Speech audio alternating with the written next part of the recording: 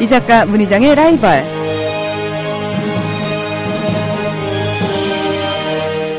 나와는 전혀 상관없는 사람들의 이야기는 별로 재미가 없죠. 하지만 내가 살고 있는 이 사회의 역사를 만든 사람들이라면 상황이 달라집니다. 아직도 1%의 소수만이 역사를 만들고 움직인다고 믿고 계신가요?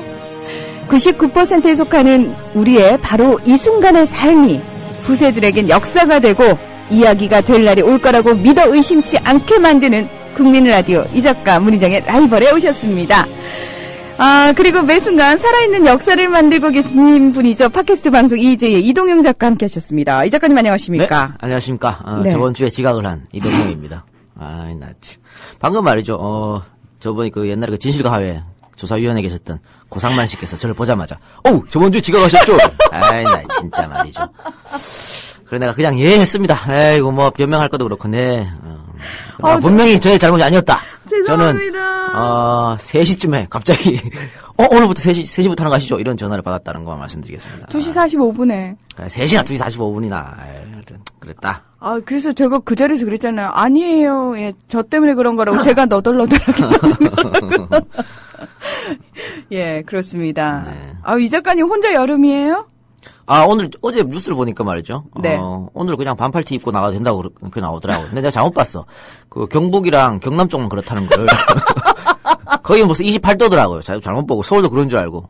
조금 반팔이 조금 그렇네요. 그래도 이 남자 럭셔리한 남자 차 몰고 왔더라고요. 원래 좀 있는 집 아시죠? 늘 말씀만 드리지 않습니까? 그러니까 차를 몰고 다니는 사람들은 계절에 별로 상관이 없잖아요. 그래요? 예, 저 같은 뚜벅이족들이야 뭐 꼬박꼬박 챙겨 입고 해야 되지만. 네, 그래요. 예, 그렇습니다. 기쁘다 이 작가 오셨네. 뭐 이제 계속 업데이트 됐다고. 근데 업데이트가 계속 에러가 나가지고, 팟빵에서 저희 서버 많이 몰리기 때문에 특별하게 따로 빼놨다 그랬는데, 뭔가 잘 안 되나 봐요. 그래서 계속, 오늘 새벽에 올렸는데, 이제서야 간신히 다운로드가 되네요. 네. 그래도 EJ가 역시, 네. 예, 업데이트 되면 또 바로 일이 탈환을 하고 하더라고요. 이번에 못했어요. 이번에, 김어준 총수와 같은 날 업로드를 시켰는데. 뭐 의도하시고? 정면승부를 한번 올렸더니. 진짜? 실패했습니다. 뭘 믿고? 왜 그랬어요? 그럴 수도 있는 거죠. 그래서 앞으로는 피하시겠네요. 그런 거 없어요. 일 아니면 못 돼. 1, 2 하면 되는 거지, 뭐. 저 12 밖으로 밀려나면 어쩌려고 그래요. 그러면은 뭐. 아니, 진짜로 저는 궁금해요, 이 작가님. 네. 사실, 우린 밑바닥에서 시작했어! 라고 말씀하시면서도 오래 계셨잖아요, 위에. 네. 정말로 다시 밑바닥으로 밀려났을 때. 내려갈 수도 있죠, 뭐. 어쩔 수 없는 거죠, 뭐. 마음의 준비를 하셨어요? 할 일을 다 했다. 그렇게 보는 거죠. 저희가 방송했던 이유가 있으니까. 그래서, 제가 항상 방송에 대한 보람을 느낄 때가, 많은 분들이 저를 보면서, 저 이명박 찍었었는데, 박근혜 찍었었는데, 당신 방송 들으면서 바뀌었다. 이 말할 때가 되게 보람을 느끼거든요. 그런데 뭐, 그걸 위해서 계속 지금 하는 거고. 근데 뭐, 남들이 이제 더 이상 들어주지 않는다면 다른 걸 찾아야겠죠. 다른 방법으로 세상을 바꿀. 그래서 정권이 바뀐다면, 우리 할 일 다 한 거고, 깨끗하게 물러나야죠. 욕심 같은 거 없습니다. 진짜요? 그럼요. 예. 그 말하는 이 작가의 얼굴을 제가, 여러분은 이제 라디오니까 못 보시잖아요. 제가 많이 쳐다보고 있었거든요. 이상한데? 평소에 느낄 수 없는 진정성이 느껴지는데. 자, 그렇게 이 작가, 참 투철한 역사 정신도 가지고 있고요. 저렇게 훌륭한 청년입니다. 예. 저분과 제가 함께 묻어가고 있는 라이벌. 우리 순위는 왜 그럴까요? 글쎄요, 한때는 뭐 한 4, 5위권까지 치고 올라갔었는데, 많이 떨어졌네요. 올라갈 일 있으면 떨어질 일 있고 그런 거죠, 뭐. 저는 나는 아직 위에서 충분히 놀지 않았거든요. 난 떨어지기 싫다고요. 이렇게 생각하세요. 순위가 4, 5위권 올라가잖아요? 그만큼 악플이 많아집니다. 또 어떡하려고 그래요, 또. 상담 가서 받아볼래요, 또? 이 박사 프로그램 가서 상담 받아보시겠습니까, 또? 여기서 아예 상담을 만들었잖아요. 상담 프로를 제가. 예. 아무튼 그렇습니다. 여러분 라이벌에도 신경 좀 써주십사 부탁의 말씀드리겠습니다. 오늘 김일성 대 박헌영 마지막 순서 준비되어 있으니까요. 귀 쫑긋 세우시고 열심히 들어주세요. 네.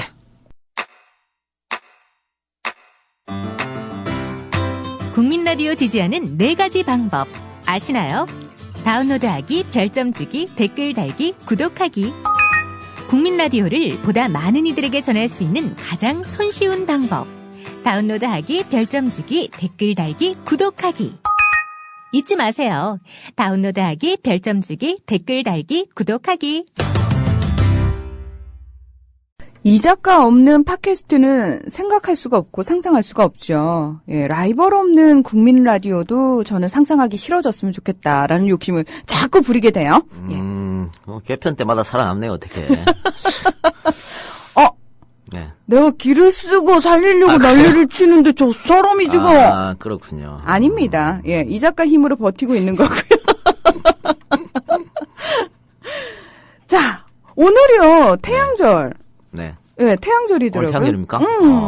몰랐네요. 예. 북한이 15일 김일성 주석의 생일인 태양절을 맞아 백두혈통을 내세우며 김정은 국방위원회 제1위원장에 대한 충성을 거듭 강조했다. 이런 뉴스가 나왔네요. 아유, 저 나라 좀 어떻게 할지 모르겠네, 진짜. 낭패야, 낭패. 우리도 낭패지만 저 나라도 낭패입니다, 하여튼. 그래서 오늘이 그 김주석의 102회 생일이어서 비교적 차분한 모습이래요. 왜냐하면은 5주년과 10주년을 맞이하는 정주년에는 행사를 크게 개최를 한다고. 예. 그러니까 독재를 하는 나라는요, 자본주의든 공산주의든 하여튼 다 문제입니다. 제대로 된 나라가 아니죠. 그렇습니다. 오늘 세 번째 시간인데요. 오늘 아마 마지막 시간이 될 듯 하고요. 오늘 몇 분까지 진행하면 됩니까? 56분까지요. 진행하면 됩니까? 네. 이 앞에 컴퓨터가 달라져서 제가 시계를 잘 못 봤네요. 알겠습니다. 저번 시간에 말이죠. 박헌영의 이야기 하다가 마지막에 시간이 쫓겨서 그만뒀었는데 박헌영이 일본 경찰에 잡힌 것은 일본 경찰하고 짜고 치고 짜고 친 고스톱이었다. 그래서 미친 사람 행세를 해서 석방되었다. 이렇게 주장하는 사람이 있다고 말씀드렸지 않습니까? 네. 그러니까 박헌영이 일본의 첩자였다는 이야기. 또 나중에는 박헌영이 미국 스파이였다. 미제 스파이였다. 그 이유 때문에 북한에서 처형당했으니까. 그런 점을 이남에 있었던 일부 소위 말하는 NL 주사파들도 같이 주장했습니다. 그 NL 주사파들이 그렇게 주장한 이유는 김일성의 주체사상을 신봉했던 사람들이기 때문에 박헌영이 잘못됐다고 이야기해야 되겠죠. 그렇게 해서 얘기했는데 그건 사실 말이 안 되는 거고요. 당시에 박헌영이 진짜 일본 첩자였다면 그냥 나오면 되지. 그걸 쇼까지 할 필요가 뭐가 있겠어요. 그 전향서 한 장만 쓰면 되는데. 그리고 그때 말입니다. 진짜 워낙 고문이 혹독해서 저번 시간에 언급했지만 많은 사람이 사망했지 않습니까? 고문 때문에. 그렇죠. 네. 그리고 정신 이상이 걸린 사람도 많아서 박헌영뿐만이 아닙니다. 그 당시에 공산당 사건 때문에 같이 검거되었던 강다령이라는 사람도 말이죠. 여러 차례 정신 이상 증세를 보였습니다. 그래서 당시 한 잡지 보도에 따르면요. 대화를 나누다가 알 수 없는 독백을 하는가 하면 내 머릿속에 귀신이 있어. 이런 얘기도 했다 그래요. 그러니까 완전히 정신 질환을 앓은 거죠. 결국에 1932년에 역시 박헌영처럼 정신 이상 증세로 추록을 하게 되는데요. 결국은 이 양반이 해방되기 3년 전에 정신질환을 회복하지 못하고 생을 마감합니다. 박헌영은 나중에 회복을 와이프인 주세죽의 어떤 헌신적인 노력으로 회복을 했습니다만 강다령은 회복하지 못하고 사망. 그러니까 이런 사람들이 많았다는 거예요. 그러니까 북한에서 주장하는 또 주사파들이 주장하는 것은 말이 안 된다고 말씀드립니다. 그 고문의 후유증으로 그 당시 이제 정신 분열 증세에 나타내신 분들 굉장히 많으셨는데 저희 지금 이제 TV에 뉴스K 부분 화면이 보이고 있잖아요. 네. 저 뒤쪽에 이제 네 분의 어떤 인물이 있는데 그 중에 송건호 선생님이라고 계세요. 네. 예, 동아투익. 네. 그 당시 이제 130명이 넘는 직원들이 해고가 될 당시에 그걸 거부한 이제 송건호 편집부장. 네. 그분이 그 당시에 이제 고문을 당해서 파킨슨씨 병으로 투병하시다가 돌아가셨거든요. 그러니까 고문은 시대를 초월하고 그럼요. 그 사람에게 굉장한 후유증과 고통을 남길 수밖에 없구나라는 생각도 한번 하게 김근태 돼요. 의원이 일찍 간 것도 다 그런 이유 때문입니다. 그렇죠. 다른 게 있겠습니까? 예. 그러니까 강철 서신이라고 아시죠? 김영환. 네, 김영환. 그 양반이 이제 소위 말해서 전향해서 지금은 새누리당 쪽으로 갔죠. 그리고 또 그때 같이 활동했던 NL 주사파들이 있어요. 그 강철 서신에 김영환 씨가 어떤 글을 썼냐면 미제의 스파이 박헌영으로부터 우리는 무엇을 배울 것인가 이런 글을 쓰기도 했어. 그러니까 완벽히 박헌영을 미제의 스파이로 본 거죠. 김일성이 주장하고 똑같은 이야기를 한 겁니다. 그러니까 당시 주사파들이 이렇게 김일성이란 말을 하면 무턱 대놓고 덮어놓고 추정하고 그랬었죠. 위수김동, 위대한 수령 김일성 동지 이랬습니다. 사실 그때 그 주사파들이 누구냐면요. 방금 말씀드린 김영한 그리고 하태경 지금 새누리당 국회의원이지 않습니까? 네. 요즘에 또 나와서 뭐 여러 차례 말하고 그러는데 그 다음에 이석기 이런 사람들이었어요. 김영한, 하태경이는 전향해서 새누리당 쪽으로 갔고 그러니까 봐요. 그러니까 민중들의 고혈을 빨아먹는 정당에 가가지고 앞잡이가 됐지 않습니까? 그리고 이석기 의원은 아직도 저러고 있고 이게 그러니까 제가 봤을 때 무언가에 맹목적으로 추종하는 사람들은 기본적으로 조금 예. 그러니까요. 미래를 내다보지 못한 거죠. 네. 사람들이. 그러니까 이런 사람들이 지금 리더가 돼갖고 여러 사람들 앞에 나서서 활동한다는 자체가 저는 굉장히 좀 부끄러운, 우리 역사에 부끄러운 일이라고 생각됩니다. 역사의 줄기라든 이런 거 전혀 캐치하지 못한 사람들이죠. 이런 생각 좀 안타까워. 이 작가님 학교 다닐 때 운동권이셨어요? 아니요. 아니셨어요? 네, 저희 때는 뭐 운동권이라 할 게 없었어요. 거의 이제 유야무야 되고. 마지막, 학생운동의 마지막이었었고, 마지막으로 한 번 있었어요. 96년에, 95년, 6년에. 역사 발효설 연대 사태. 네, 그때, 경북대 갔다 연대 갔다 그런. 네. 그때가 마지막이었었는데, 그때 방학이어서 저 집에 있었어요, 그죠? 그리고 저희는, 제가 그때 언론비평 연구회를 하고 있었는데, 늘 그 대자보스런 일만 했죠. 뭐. 그리고 이제 당시부터 안티조선 그때 안티조선주의 운동이 처음 일어났습니다. 대학가에서 처음으로 일어났고 그래서 우리 모두 사이트랑 안티조선 그 사이트가 있었어요. 거기서도 제가 그냥 많은 글 쓰고 뭐 그냥 그렇게 활동했었죠. 우리 얘기로 한번 다시 돌아가 봅시다. 네. 정신병에 시달리던 박헌영을 주세죽이 헌신적으로 보살펴서 다시 회복하게 됩니다. 그러니까 뭐 전국에 유명한 온천이나 뭐 요양처 등을 같이 다녔다 그래요. 그래서 병세가 좀 회복되니까 박헌영이 자기 아내인 만삭의 몸을 한 자기 아내인 주세죽을 대동해서 1929년 8월 말에 돈 60원을 가지고 한문을 경유해서 중국 망명길에 오릅니다. 그래서 이 기차 안에서 이제 박비비안나 자기 딸을 낳은 겁니다. 그러니까 두 사람의 사랑이 이만큼 컸던 거죠. 사실은 이 정도 되면 만삭이기 때문에 같이 도망을 못 가요. 혼자 가게 되죠. 집에 남겨놓고. 그리고 나중에 이제 만나기를 약속하고 이렇게 가는 건데 목숨 걸고 가면서 애를 낳을 수도 있는 거고 가다가 죽을 수도 있는 거고 그런데 자기 남편과 같이 죽어도 같이 죽겠다고 떠난 거면 굉장히 두 사람의 사랑이 깊었다. 그런데 우리 민족의 역사가 두 사람의 사랑을 끝까지 하지 못하게 만들었죠. 사실 우리 아버지도 말이죠. 한국전쟁 때 태어났거든요. 그때 우리 할머니가 만삭이었습니다. 그래서 할머니만 놔두고 우리 저 할아버지하고 뭐 큰아버지 삼촌 다 피난 갔었죠. 뭐 그랬어요. 나중에 다시 한번 만나게 됐습니다. 여성들이 임신했을 때는요. 네. 남자들의 사소한 행동 하나하나가 네. 어마어마하게 다가올 수 있거든요. 큰 의미입니다. 굉장히 잘하셔야 돼요. 네. 나중에 평생 안 잊혀요. 그 서러움이. 그렇다고 하대요. 네. 진짜 잘하셔야 돼요. 저한테 말하신 거면 가는 겁니까? 너한테 하죠. 누구한테 하겠습니까? 예. 알겠습니다. 두 사람이 결국은 중국 망명길에 올랐다가 나중에 이제 러시아, 당시 소련 이렇게 이동하게 됩니다.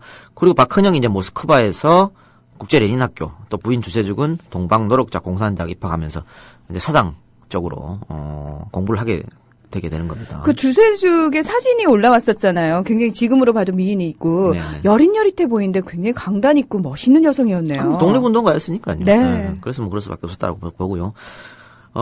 그리고 1932년에요. 코민테른의 지시에 따라 상해에 파견돼서 김다냐와 함께 커뮤니스트를 발행하다가 1933년에 세 번째로 일경에 의해 체포됩니다. 그리고 조선공산당 재건과 관련하여 치안유지법 위반 혐의로 경성지방법원에서 징역 6년을 선고받고 1939년까지 복역하였죠. 이 복역할 때 주세죽은 자기 남편이 죽은 걸로 알아서 친구인 김다냐 남편이 친구인 김다냐와 재혼을 하게 됩니다. 안타까운 일이었고 김일성 이야기를 한번 다시 해볼까요? 김일성은 우리가 저번에 김일성 이야기를 보천보 전투까지 네. 이야기했습니다. 그 보천보 전투를 대서특필한 데가 동아일보라고. 그렇죠. 그리고 뭐 후퇴하면서 또 한번 대선을 거뒀다 말씀드렸는데 그렇게 하면서 김일성이 블랙리스트로 오르죠. 일본 경찰의 요주 인물. 그래서 일본 경찰이 계속해서 김일성을 쫓게 되는 겁니다. 현상금도 많이 올랐고. 이 일본군의 집요한 추적을 피해서 소련으로 도망가는데, 소련으로 가기 전에 홍기아 전투라고 두만강에서 또 대승을 거둡니다. 일본 마에다 부대와 김일성 부대가 맞붙었는데요. 일본 마에다 부대를 거의 몰살시켰다. 그렇게 볼 수 있겠습니다. 그 당시 마에다 부대가요 굉장히 악명 높았습니다. 독립군들을 많이 토벌하고. 근데 그 백전백승 뭐 이랬었는데 그 마에다 부대를 김일성 부대가 격파했기 때문에 김일성의 이름이 더더욱 남조선 혹은 북조선 한반도의 이름을 떨치는 맹위를 떨치는 그런 계기가 되었다고 볼 수 있겠죠. 그리고 지금 중국에서는 오히려 이 마에다 전투가 있었던 거기에 뭐 비석을 세워가지고 김일성이 했던 전투를 기리는 그런 일이 있었는데 우리 교과서에서는 전혀 여기에 대해서 언급하지 않았다. 그러게요. 저도 지금 처음 듣는 얘기라서요. 네. 예. 그러니까 냉전 시대였을까요? 냉전 시대였으니까 김일성이 했던 일을 어쨌든 없애야 되지 않겠습니까? 그럼 김일성이 뭐 가짜라고 그랬을 정도니까. 그랬으니까 그랬는데 역사는 바로 알아야겠죠. 김일성이 나중에 뭐 한국 전쟁 일으키고 그런 언제가 있지 않습니까? 그리고 북한 주민은 어떤 굶어 죽이고 뭐 이런 그런 잘못은 있지만은 독립 항일 운동한 것은 뭐 나름대로 인정을 해줘야겠죠. 그래서 이런 뭐 보천보 전투, 홍기아 전투는 우리가 알아둘 필요가 있다. 이렇게 말씀드릴 수가 있겠네요.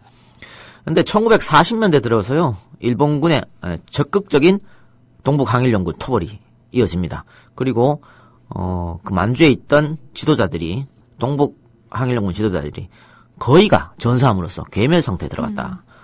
그런데 김일성만 살아남았죠. 그래서 1940년 8월에 소련으로 들어가서 이제 소련 군인으로 변신을 하는 겁니다.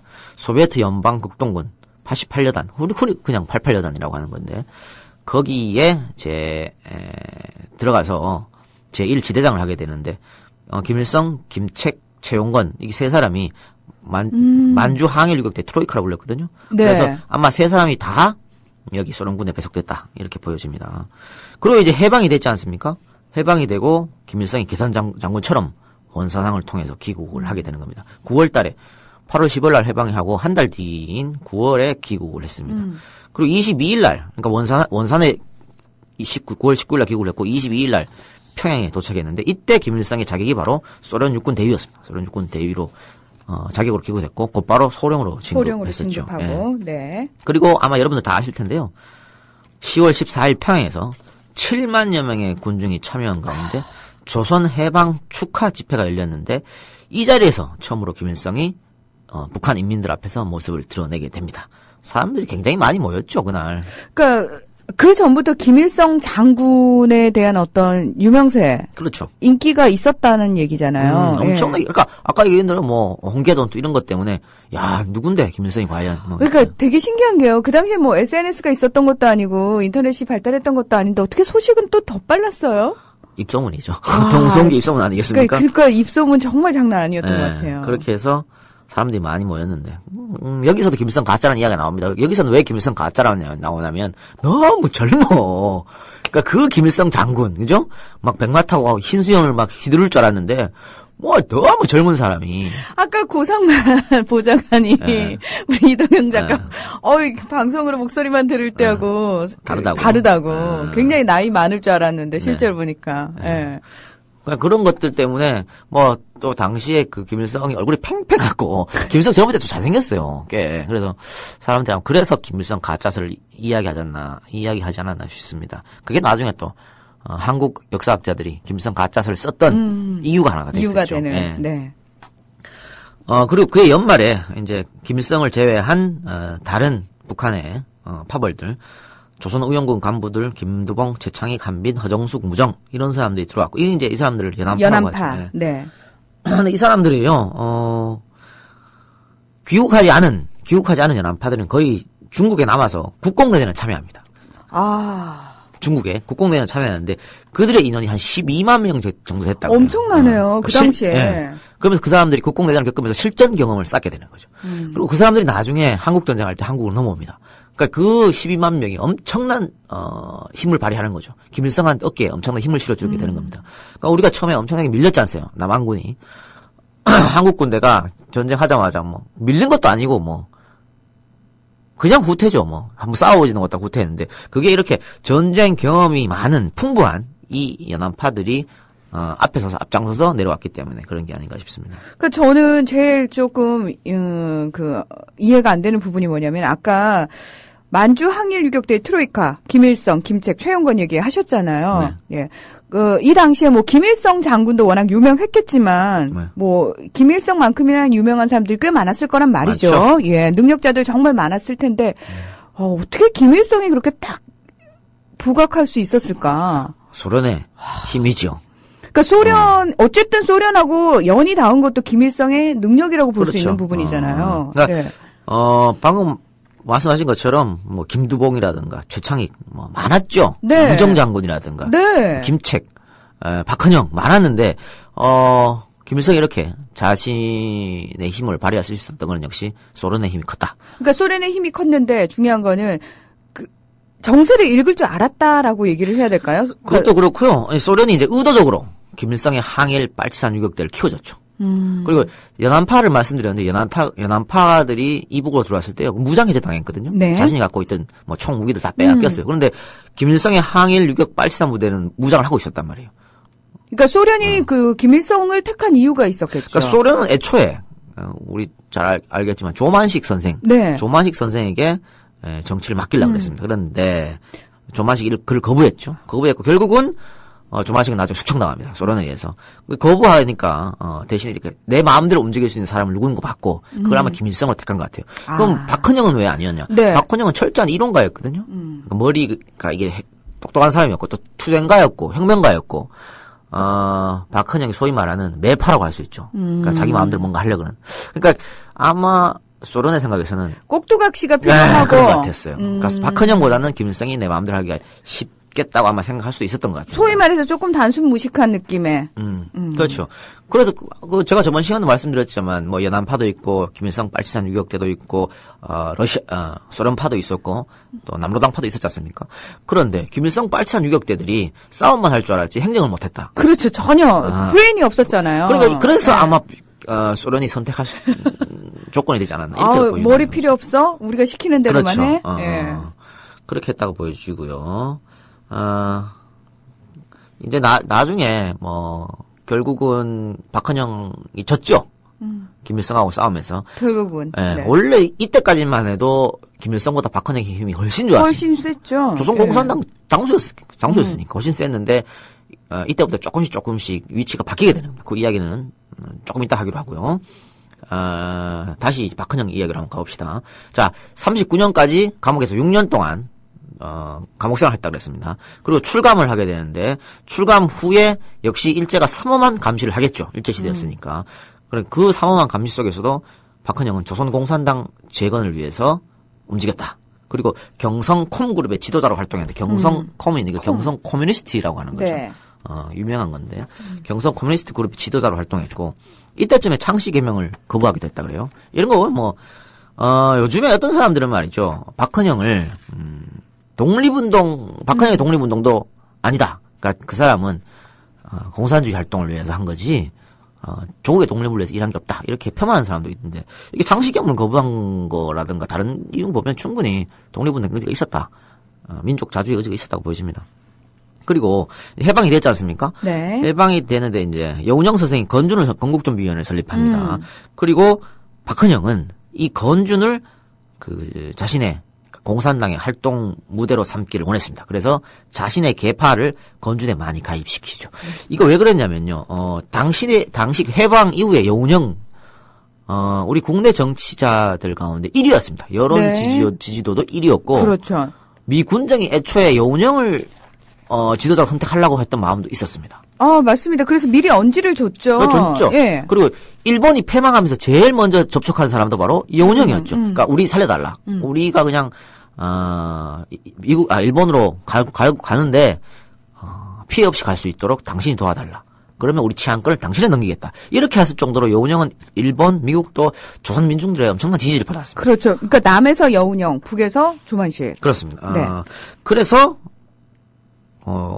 박헌영이 건준에 들어가서 아마 여운형의 힘을 빌리려고 했던 것 같기도 해요. 그래서 결국은 건준을 차지하면 자기 마음대로 아마 할 수 있겠다고 생각한 모양이죠. 그런데 건주는요, 여운형 이외에도 안재홍, 김준현 같은 사람이 있었습니다. 근데 이 사람들이, 다 박헌영을 싫어했다라고 하는 거죠. 그래서, 여운형에게 박헌영 좀 내보내라, 건준에서. 이런 이야기도 했는데, 반면에 박헌영은요, 여운형에게, 건준데 민족주의자가 너무 많다. 그래서 그 사람들 좀 내보내라. 이렇게 했습니다. 파벌 싸움을 한 거겠죠. 그러니까 건준이 대체적으로 사회주의자가 많았거든요. 그렇죠. 그럼에도 이런 파벌 싸움을 했다. 그러니까 파벌 싸움은 예나 지금이나. 정말 예나 빠지지 지금이나. 않는. 네, 뭐 늘 일어나고. 우리 지금 새정치연합에서도 네. 그런 일이 뭐 벌어지고 있고. 그런데 이거는 보수 언론이나 새누리당에서 조장하는 측면도 있어요. 아니 그러니까요. 프레임 정치라고 얘기를 하고 언론에서 그 틀을 계속 만들어서 더 씌우잖아요. 그러니까 네. 요즘도 친노 그러죠. 그러니까 그거에 넘어가지 말자고 얘기를 하면서 정작 우리끼리 그거 가지고 싸우고 있어요. 그러니까요. 결국은 친노 세력이라고 하는 사람들이 대선에 지고 물러나고 지금 당권 줄이라고 하는 게 누굽니까? 비주류 김한길이라고 하는 그렇죠. 비친노라는 사람들이에요. 비친노. 예. 그러니까 그 사람들이 당권을 잡았음에도 불구하고 계속 언론에서는 친노 그래요. 친노 세력이 아마 흔들 거다 어쩌고. 아니 그럼 누가 흔들었냐고. 얘기를 해보라고. 그럼 얘기 못하고 무조건 친노. 그러면서 이번에 공천 문제로 좀 강력하게 나갔던 사람 있지 않습니까? 네. 정청래. 이런 분들. 정동영. 그쵸? 박지원. 그래서 이런 사람들이 다 친노가 됐어. 그 정청래 의원님은 본인도 굉장히 황당해 하시더라고요. 아니, 내가 왜 친노냐고. 사람들이, 잊었나 본데요. 정청래 의원이 옛날에, 무현이형 공격한 거 한번 생각해봐. 떠올려봐요. 잊었나 보지?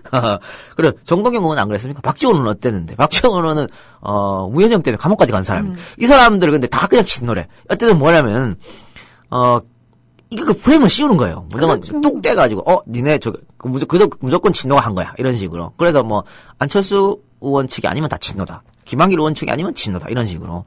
그러니까, 그런데, 진보주의까지도 거기에 해갖고, 야, 친노 때문에 안 돼. 어쩌고 이러고 있으니까. 그러니까 얘기를 하라고 친노가 누구지. 항상 문제가 그렇게 프레임을 만들고 그걸 더 씌우고 이런 아젠다 세팅을 여권이 항상 쥐고 흔들고 거기에 야당은 야권은 부정하기 바쁘고. 그렇습니다. 예. 이게 참. 그러니까 이번에 광주시장 문제도 광주시 국회의원 5명이 그 얘기 조금만 해줘요, 이 작가님. 특정 후보를 지금 밀지 않습니까? 네. 근데 그 사람이 이제 안철수 의원 그렇죠, 그쪽이죠. 사람이었죠. 예. 그래서 지금 그래서 문제를 얘기 많이 합니다. 그럼 벌써 국회의원 5명이 줄서기 하는 거 아니냐? 그렇게 이야기하면서 네, 참나. 근데 우리가 왜 이렇게 봐야 돼요? 안철수 의원이 처음에 얘기한 거 기초공천을 하지 않겠다. 그 의미가 있을 거 아닙니까? 왜 기초공천을 하지 않겠다고 이야기했는지. 그거는 지금 말하는 줄세우기를 없애려고 그런 겁니다. 그러니까 기초공천은 어떻게 되냐면요. 소위 말하는 시장, 또 기초의회, 특히 지금 호남 지역은 민주당 소위 말하는 새정치연합 공천만 따면 무조건 당선되죠. 네. 그러니까 광주 시민들한테 잘 보일 필요가 없어요. 그러니까 나한테 공천 줄 국회의원 혹은 정당 간부들한테 잘 보이면 돼. 그렇죠. 그러니까 그렇기 때문에 시민 눈치 안 보고 지들 마음대로 정치하는 거거든요. 이걸 없애기 위해서 공천하지 말자 그랬잖아요. 그런데 지금 국회의원 5명이 거기 뭐 때문에 특정 후보를 미는 이런 짓거리를 하냐 말이지. 경선하면 되잖아요. 경선하면. 그리고 지금 여론조사에서 지금 그 국회의원 5명이 미는 후보가 원래는 가장 떨어지고. 그러니까요. 네, 또 현역 시장이 있음에도 불구하고 지금 그렇게 나오고 있거든요. 차라리 아무 말 하지 말고 경선에서 그렇게 얘기하면 되지. 이거 5명이 기자회견을 해갖고 광주 시민들한테 협박하는 것도 아니. 이건 분명히 잘못된 거죠. 이건 잘못됐는데 이 문제에 대해서 지금 파벌 싸움이나 이런 얘기를 또 이제 저쪽에서 하려고 그럽니다. 하려고 그러는데 이거 이제 만약에 소위 말하는 친노들이 이렇게 했으면 또 난리가 났을 겁니다. 개 박살이 났을 건데 그런 얘기는 좀 쑥 들어갔죠. 그런 얘기는 안 해요. 그러니까 우리가 저쪽이 원하는 게 뭔지를 좀 생각해 보자고. 왜 저쪽에서 그렇게 친노 그러면서 하냐. 저쪽 생각해서 제일 무서운 게 친노예요. 그래서 그런 거예요. 그런 생각을 하셔야지. 그거를 그러니까 여러분 다 지금 말하면 친노 때문에 다들 우리가 선거에 지고 총선에 지고 이랬다 그랬지 않습니까? 맞다 치고 친노가 다 물러나면 어떻게 될까 한번 생각해 보십시오. 그럼 우리가 선거에서 어떻게 될까?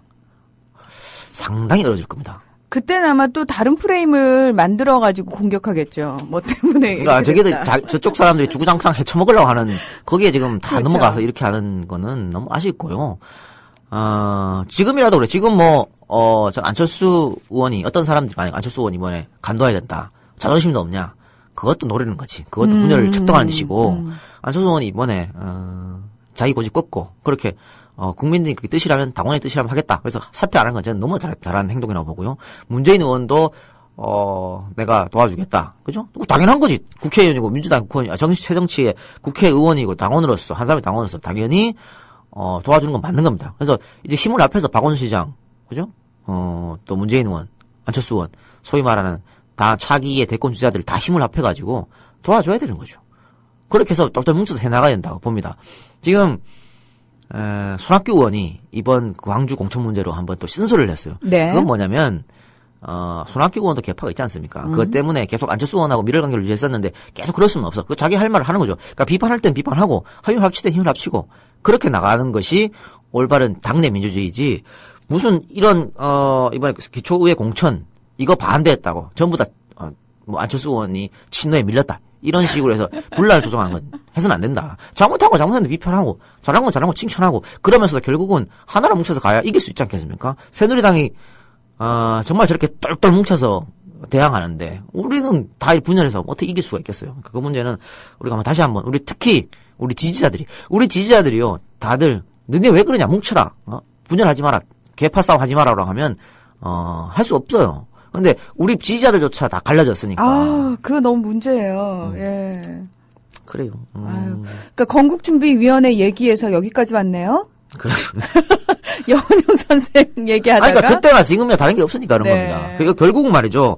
여운형 선생이 테러를 당해서 사망했지 않습니까? 그 테러를 그러는데 한두 번 당한 게 아닙니다. 수십 번을 테러 당했는데 그래서 북한에서는요. 박헌영이가 죽였다고 얘기를 해요. 또 당시에도 박헌영 일파에서 했다는 이야기가 있었습니다. 박헌영이 자기가 건준을 장악하려고 여운형을 암살했다. 이런 얘기가 심심찮게 나돌아올 정도였습니다. 그리고 해방 후에요. 김일성이 이제 이북으로 들어오죠. 아까 말씀드린 것처럼. 네. 그런데 여기서 김일성의 어떤 소련의 사주를 받았을지 아니면 자기가 이런 작전을 짰는지 모르지만 박헌영보다 자기가 주도권을 잡으려고 하는 어떤 굉장한 상계책을 쓰는데 박헌영에게 조선공산당 북조선 분국 설치를 해달라고 건의를 합니다. 이건 뭐냐면요. 지금 조선공산당 당수가 박헌영 아닙니까? 네. 그런데 박헌영 실질적으로 지금 남한에 있는 거죠. 그러니까 당신은 남한에 살동하고 이북에 분국을 설치해달라. 분국 설치해주면 내가 이북에서 분국 설치와 거기 내가 수장에 오르겠다는 얘기거든요. 그러니까 처음에는 박헌영이 이를 강력히 반발합니다. 수가 뻔히 보이거든요. 김일성이 지금 이제 실질적으로 지금 남한에는 미군정이 들어서는 거고 북한에는 소련이 들어서는 거 아닙니까? 네. 그러면 북한에서 소련의 힘을 얻고 김일성이 분국을 설치해서 자기가 활동해서 북한을 이북 지역을 다 먹겠다는 이야기인데 이건 당연히 보이죠. 그래서 반발했는데 결국 김일성의 우도대로 북조선 분국이 설치됩니다. 그러니까 뭐냐면 박헌영이 김일성을 정치력에 당한 거죠. 북조선 분국이 나중에 북조선 노동당으로 바뀌고요. 그렇죠. 박헌영의 남한 노동당과 합칩니다. 이게 바로 지금의 조선노동당이죠. 조선노동당. 결국에 이 북조선 분국 설치는요. 권력 투쟁의 서막이었다. 이렇게 보고요. 결국은 박헌영의 패배로 결론이 나게 되었습니다. 네. 1946년 9월에요. 총파업 사건이 일어나죠. 그리고 미군정은 박헌영에 대한 체포령을 내립니다.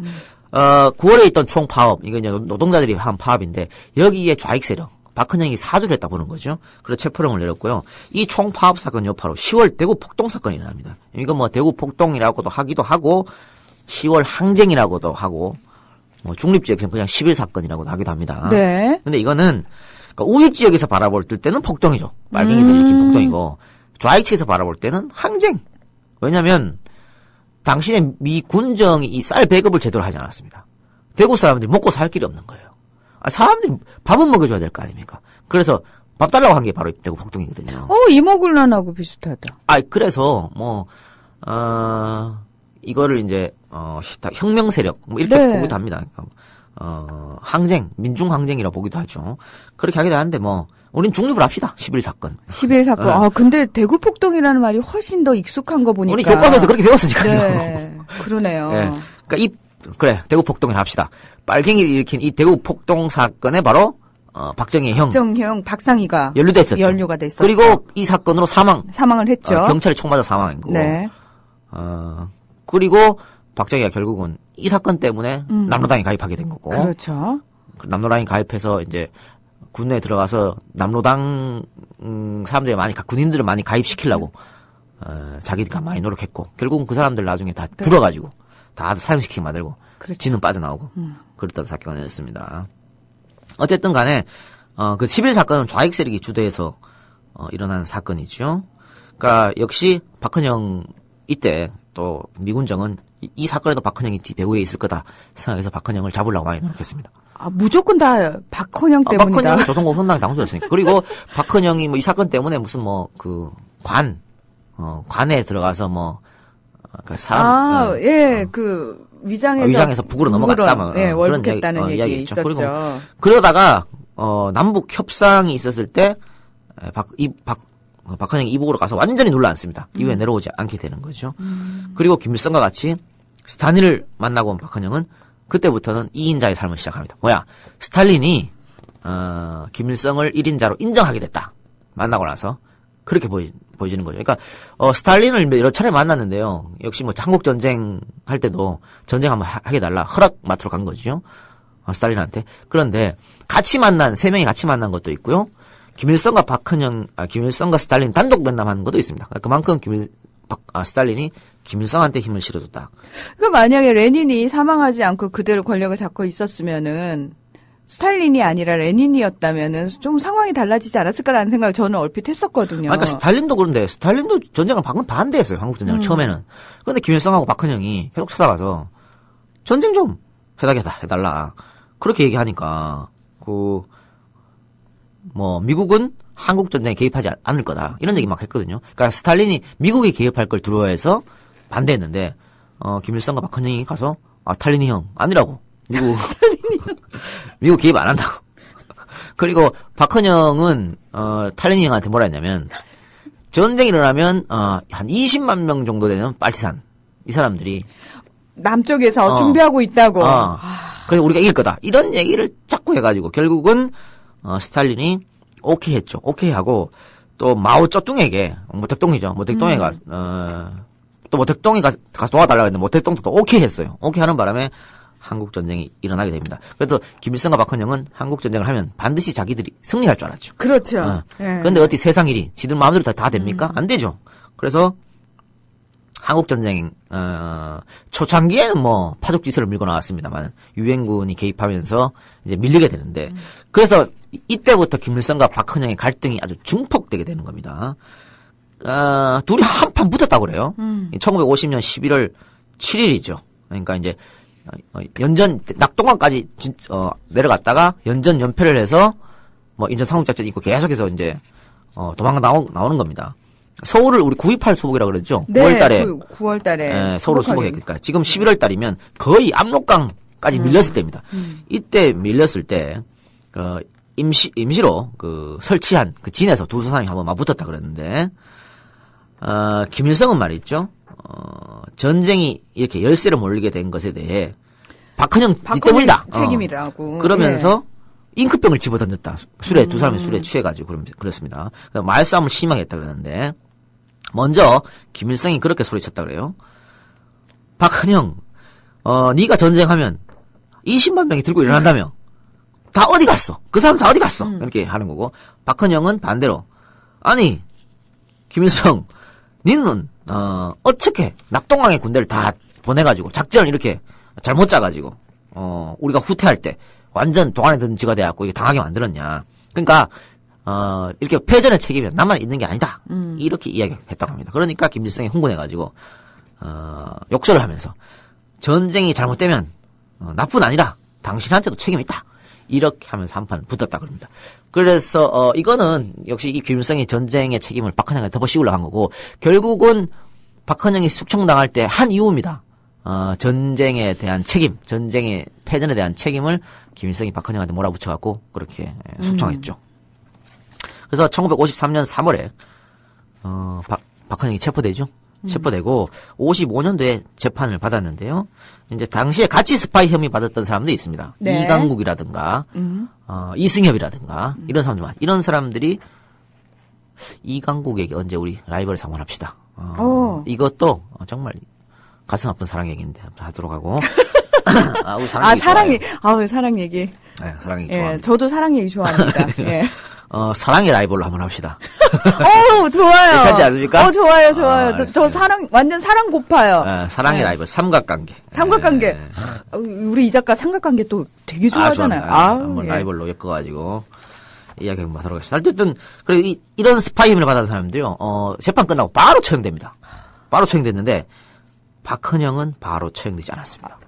예. 이건 뭐냐면요, 김일성이, 소련과 중국의 눈치를 보는 거죠. 자, 일단은 미제 스파이다. 미제 간첩이다. 그리고 박헌영 때문에 전쟁이 졌다. 이렇게 하면서, 박헌영을 몰아붙였는데, 증거가 없잖아요. 그러니까 김일성으로서는 박헌영을 제거해야지만이 오로지 자기가 권력을 독점할 거 아닙니까?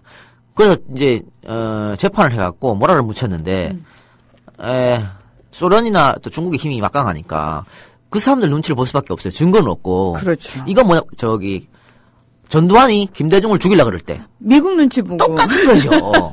사형 판결을 일단 내렸어. 그런데 미국 눈치 봤지 않습니까? 그렇죠. 그럼 미국에서 뭐라고 했어요? 두환이, 너 DJ 죽이면 안 돼. 이게 강력하게 나오는 거 아닙니까? 강력하게 나오면서 당시 미국의 국회의원들을 비롯해가지고 말이죠. 카터라든가 이런 사람들이 모두 DJ 죽이면 안 된다고. 다 안어서 쓰고. 이러니까 계속 안 죽이고 눈치만 슬슬 보다가 결국은 미국과 협상을 성공하게 되는 거죠. 그래서 나오는 게 바로 전두환의 미국 방문 아닙니까? 그래서 전두환이 미국 방문해서 레이건하고 악수 한번 하고 사진 한번 찍고 또 우리가 핵 문제 박정희 대통령이 개발했던 핵 포기하고 또 여러 가지 군사 무기 개발했는 거 미사일 문제 다 포기하고 수출 이런 거 다 건네주고 그러면서 사진 한 방 찍으러 그런 거 다 줬거든요. 그러면서 공식적으로 미국한테 승인받은 거죠. 한국의 대통령 전두환. 그러면서 DJ가 풀려나게 되는 겁니다. 그래서 형집행정지로 미국으로 망명하게 되는. 결국은 그 미국 눈치 보느라고 DJ가 사용 안 나간 건데 그거랑 똑같은 겁니다, 지금. 그래서 그건 뭐냐면 어쨌든 그런 사대주의가 DJ를 살리긴 살렸네요. 그렇습니다. 예. 그러니까 소련하고 중국도 김일성한테 압력을 넣었어요. 박헌영 죽이지 마라. 혹시 죽일 거라면 우리나라로 보내라. 소련도 그런 얘기 했고, 모택동도 그런 얘기를 합니다. 그러니까 이게 뭐냐면, 소련의 스탈린이나 모택동이나 박헌영이나 다들 공산주의에 심취했던 사람들이고, 진짜 공산주의를 하려고 했던 사람들이고, 물론 독재자들이었습니다만, 또 박헌영은 이론가였기 때문에 박헌영이 필요했어요. 박헌영이 또 러시아 말도 잘하고, 중국 말도 잘하고, 거기 가면 또 그쪽 나라에 또 어느 정도, 이득이 되니까, 죽일 거면 우리나라로 보내라. 이렇게 되니까 김일성이 계속 눈치 보고, 죽이지 않았던 거죠.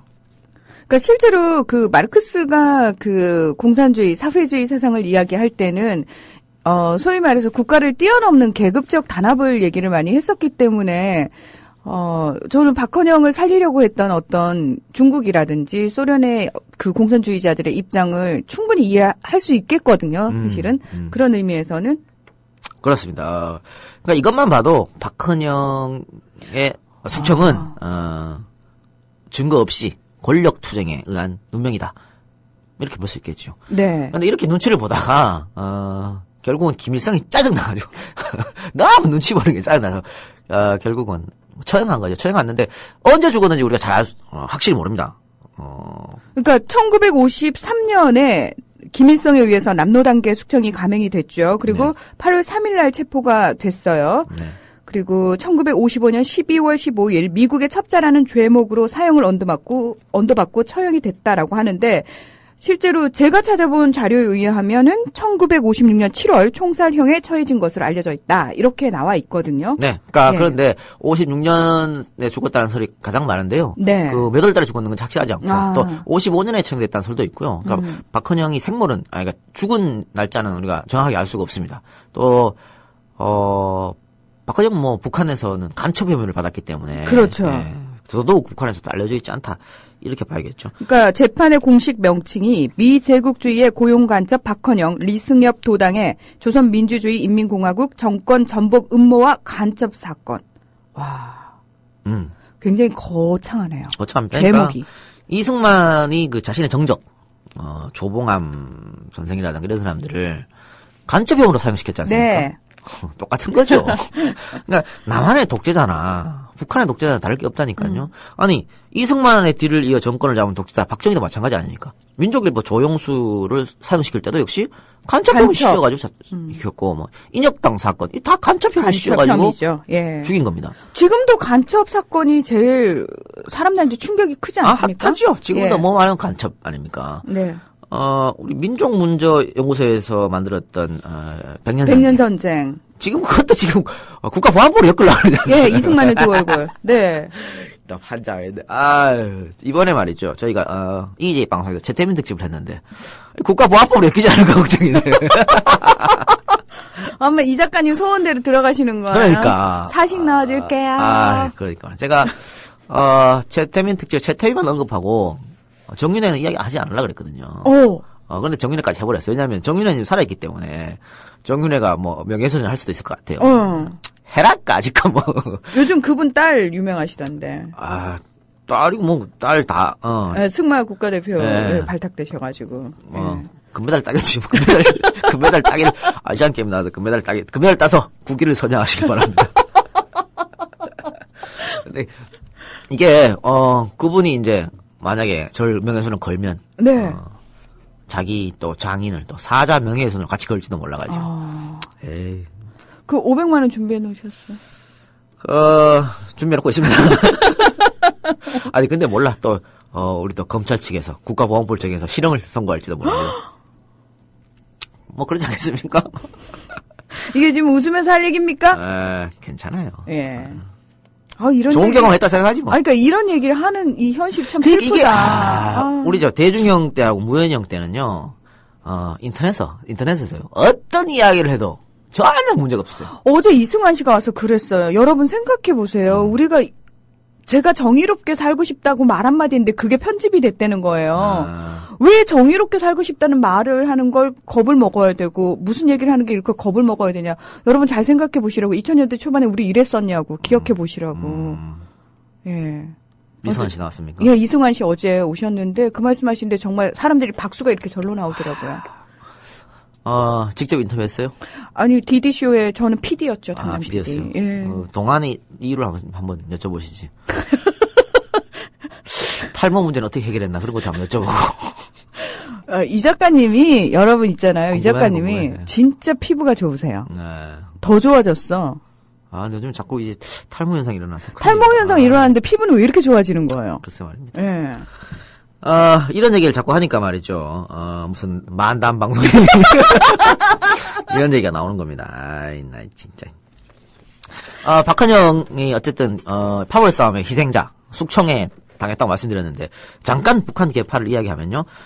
그 김일성의 한일 빨치산파, 또 중국의 연안파, 소련파, 국내파가 바로 박헌영의 남로당파입니다. 이렇게 존재했는데 1946년 8월 달요. 북조선 노동당이 창당될 때 북조선 노동당의 정치위원회 위원 13명 중 김일성파는 김일성, 김책 단 2명이었습니다. 13명 중에 2명이었다. 거의 제일 밑이라고 봐야겠죠. 그리고 연안파가 5명. 그리고 그 남로당파가 5명이었습니다. 그럼 뭐야? 또 소련파가 1명이었는데 한 명은 허가이었죠. 근데 이걸 보면요. 4개 계파 중에서 김일성파가 끝에서 2번째라는 얘기예요. 그렇죠. 그럼 뭐야? 연안파와 그 박헌영의 국내파가 가장 힘이 좋았는데 이게 1956년 4월에 조선노동당 3차 대회 때 어떻게 바뀌냐면 김일성파가요. 11명 중 8명을 차지합니다. 자, 이러니까 56년도 뭐라 했습니까? 박헌영이 죽을 때 아닙니까? 그렇죠. 박헌영을 죽임으로 숙청을 하면서 이렇게 자기가 정권을 완벽하게 장악하는 파월 싸움에서 김일성이 승리했다. 이렇게 볼 수 있죠. 더 나아가서요. 1961년 9월 조선노동당 4차 대회 때는요. 11명 전원이 김일성파로 채워집니다. 완벽한 김일성의 승리였다라고 볼 수 있겠죠. 그러니까 1946년도만 해도 김일성보단 박헌영의 힘이 더 좋았다. 이렇게 보여지겠죠. 그런데 이것이 박헌영이 싸움에서 지는 바람에 이렇게 바뀌었다고 하는 거. 결국은 조봉암 선생도 사형당하면서 그런 말을 했어요. 뭐 정치 투쟁에서 지면은 뭐 그 길밖에 더 있겠냐. 이승만은 이긴 거고 난 진 거다. 이렇게 말했으니까 그거랑 똑같은 거죠. 박헌영이 져서 결국은 형장 예술로 사라졌다. 이렇게밖에 볼 수 없겠습니다. 그러면서 박헌영이 말입니다. 사망하면서 재판장에서 마지막으로 한 말이 있습니다. 네. 그걸 한번 이야기해 볼까요? 너희들의 주장대로 나는 미제의 간첩이었다.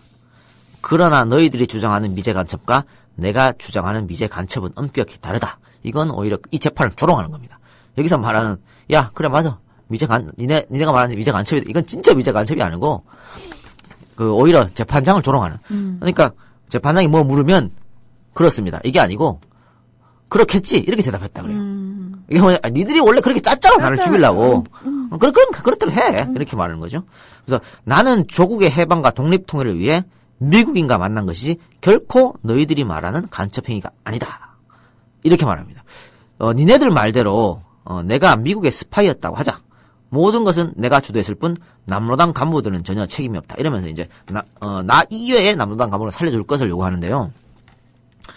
그 결국은 김일성파들이 박헌영을 처단하면서 증거로 내세운 게 뭐냐면 미국의 선교사 그러니까 박헌영이 남한에 있을 때 미국의 선교사 언더우드를 만났다거나 또한 하지 중장을 만났다거나 그러니까 이런 사람을 만났다는 이렇게 미국 사람 많이 만났지. 그러니까 너 미제 간첩 아니야 이렇게 했단 말이에요. 그런데 박헌영이 남한에서 활동할 때는 박헌영이 남한의 지도자였고 당연히 그렇죠. 미국 사람 만날 수 있는 거죠. 근데 이걸 가지고 덮어 씌우라고 하는 정말 아유 치사 빤스다 이렇게 말씀드릴 수 있겠고 결국은 남로당 간부를 이렇게 살려주고 나를 다 죽여라 이렇게 했는데 이것도 DJ가 좀 생각나는 장면입니다.